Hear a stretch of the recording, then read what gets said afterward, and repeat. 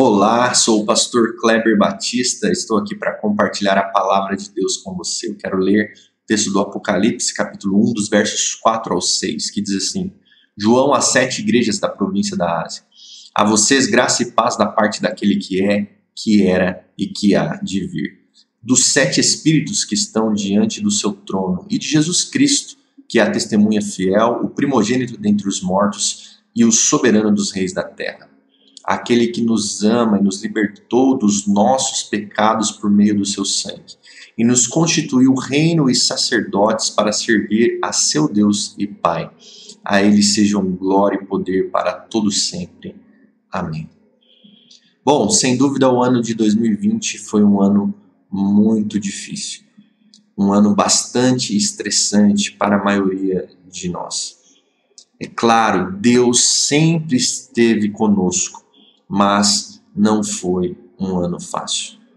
Quando nós lemos esse texto do Apocalipse, nós nos lembramos daquela igreja, a igreja que estava vivendo ali na província da Ásia. O texto diz das 7 igrejas da província da Ásia. Essas foram igrejas plantadas ali na região onde hoje é a atual Turquia, que estavam vivendo o evangelho, e agora o apóstolo João envia uma carta para essas igrejas.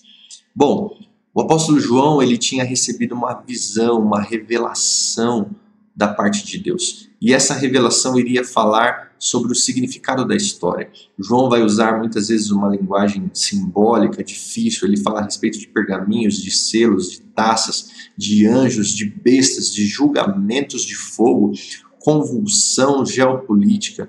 Tudo isso realmente estava prestes a acontecer e tem acontecido na história no seu devido tempo e no seu devido lugar. João iria falar a respeito dos acontecimentos futuros.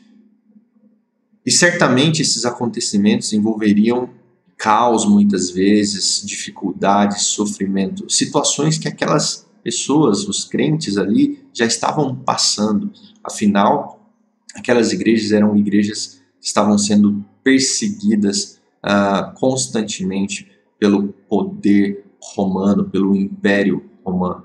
Aqueles cristãos já estavam enfrentando dificuldades. Mas João escreve e recebe essa revelação e escreve para consolar e confortar a igreja. Embora ele vá falar dos fatos que irão acontecer, mas ele também quer consolar a igreja de Jesus Cristo.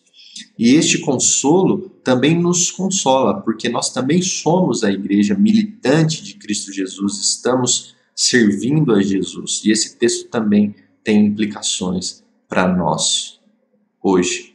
Então veja, como que nós caminhamos em meio ao caos, em meio à confusão? Como que nós vamos vencer as dificuldades que envolvem o nosso contexto e o nosso momento histórico?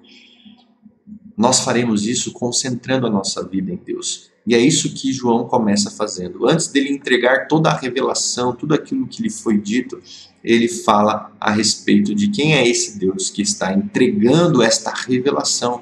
Então veja, a vocês graça e paz da parte daquele que é, que era e que há de vir. Primeiro ele quer trazer a paz e a graça de Deus ao coração da igreja. Que a igreja possa se tranquilizar, mesmo vivendo num momento histórico difícil, que a igreja possa experimentar a graça e a paz de quem? Ora, do Deus que se revela nas Escrituras. E quem é esse Deus? Ele começa falando a respeito de um Deus que é eterno, um Deus que é, que era e que há de vir. Ou seja, o Deus que sempre existiu. Ele é o Todo-Poderoso, o Deus que era, que é e que há de vir. Não há ninguém como ele. Ele é o eterno Deus. Ele fala também dos 7 espíritos que estão diante do seu trono. Então aqui é uma linguagem para falar a respeito da plenitude de Deus, a plenitude do Espírito.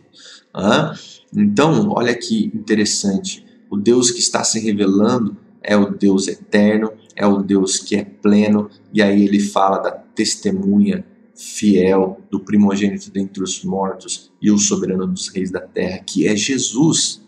Então o Deus bíblico é o Deus trino, é o Deus que é Pai, é o Deus que é Filho, é o Deus que é Espírito Santo. E esse Deus está agindo na história, está trabalhando na história para salvar, para redimir o homem.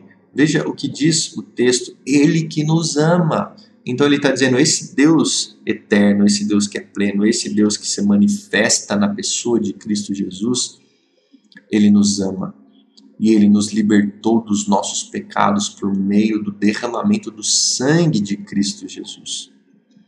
Veja, então, esse Jesus que nos ama e que nos libertou dos pecados, ele é uma testemunha fiel, ele é o primogênito dentre os mortos e ele é o soberano dos reis da terra.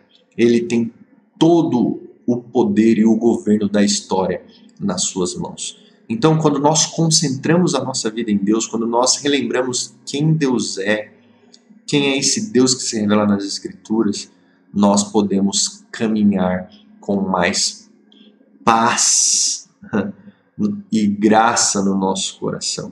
Nós podemos ter a convicção de que a história irá cumprir o desejo conforme os planos de Deus. A história está caminhando para um desfecho final conforme os planos desse Deus que nos ama.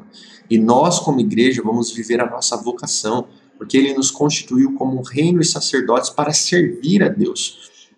Então nós não precisamos ficar amedrontados, acovardados. Nós vamos viver a nossa missão no mundo, porque o mundo está nas mãos de Deus e nós somos amados por Deus e nós temos uma missão para cumprir como igreja, como povo de Deus. Então aquela igreja caminhou em meio ao caos, em meio às dificuldades, quando ela concentrava-se em Deus, quando ela relembrava quem Deus era, ela deu testemunho desse Deus, mesmo em meio às dificuldades. E isso não será diferente para nós hoje.